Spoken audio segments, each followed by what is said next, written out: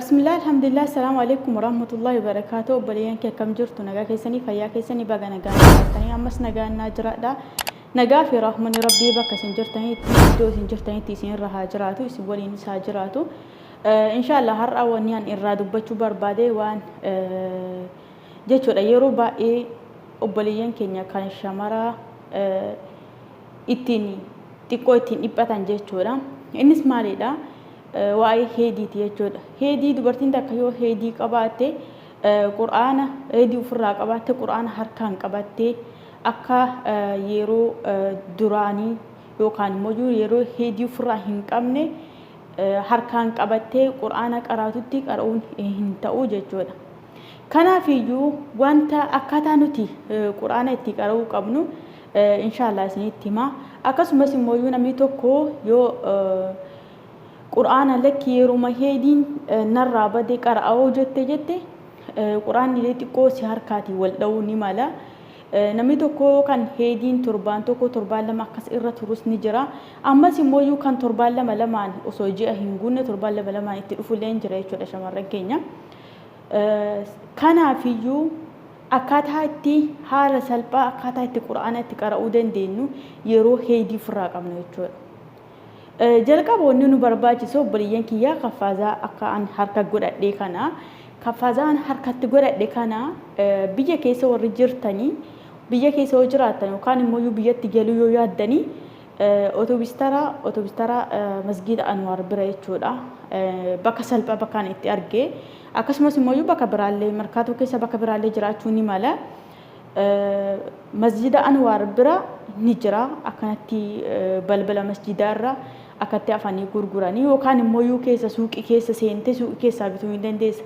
Innis birrii rakasaan gurguranii yeroo an achitti gaafadhetti birrii 35 akkasii bifa adda addaatiin jira gurraacha jira diimaan jira bifa barbaaddetu jira jechuudha. Yeroo yoo biyya galuu barbaaddes achi bitachuu ni dandeessa yookaan immoo gara biraatillee jiraate gara biraatillee bitachuu ni dandeessa jechuudha birrii rakasa waan ta'eef. Akkasumas immoo namni as Dubaay keessa jirtan yookaan immoo Arab Imaraat keessa jirtanii suuqii yoo hin deemtan ta'e suuqitti dirhama 4 bitanii kan onlaayinii irraa ni xalaba hojjetan immoo dirhama 8 bitanii jechuudha. Akkasumas naannoon biraallee akkasumatti gatii rakasaan gurguran natti fakkaate Allahu a'lam hin beeku gaafanne waan ta'eef sababa kanaafiyyu kaffazaa kana bitattanii haala salphaadhaan Qur'aana ittiin qara'uu dandeessanii jechuudha. Akkami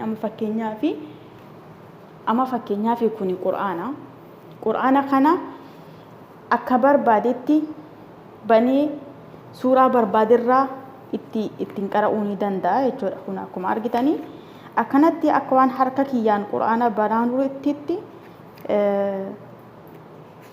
eenyu kanaan Qur'aana akkasitti banee Qur'aanaan qara'uu ni danda'a jechuudha. Akkasitti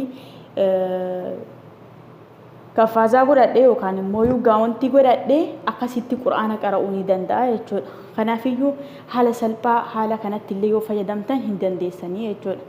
Inni lammaffaa yoo immoo kun yeroo gabaabaa keessatti isiniif argachuu dhabdanii fooxa mataa haa ta'u fooxa diimaa ta'e adii ta'e fooxa barbaaddan garuu akka kaffazaa kanatti isiniif hin jedhu jechuudha. Akka kanatti haala salphaatti daftanii iddoo barbaadan san yookaan immoo suuraa barbaadan san irra geessanii irra ittiin eenyu jechuu hin dandeessanii jechuudha. Kana immoo dirqama as harka keessan kanarra keessanii akkasii fooxa harka kaaniin immoo akkasitti qabattanii akkasitti Qur'aana qabattanii caaffii kanaan akkasitti qabdanii Qur'aana asiin immoo asiin akkana qabdanii Qur'aana keessan akkanatti banattanii qara'uu ni dandeessanii jechuudha. Haalli salphaan tokko waan mana keessanii jiruun akkasitti Qur'aanaan qara'uu ni dandeessanii jechuudha. Maaliif haga yeroo heediin narraa dhaabbatuuti Qur'aana ni dhiisaa yoo jettan ta'e Qur'aanni isin harkaa bada jechuudha. Kanaafiyyuu haala salphaa kanatti fayyadamaa isiniin jedha inshallah. Aga video biraatiin walitti deebinuti nagaa naa turaa isiniin jedha.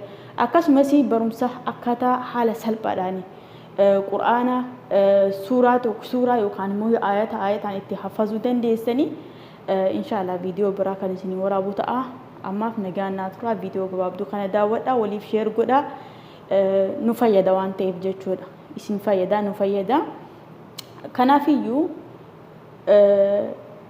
sheer waliif godhaa isiniin jechuu barbaadeetii irraa fayyadamaa warri duraan hin beekne jechuudha. Kanuma assalamu alaikum wa rahmatullahi wa barakatuh.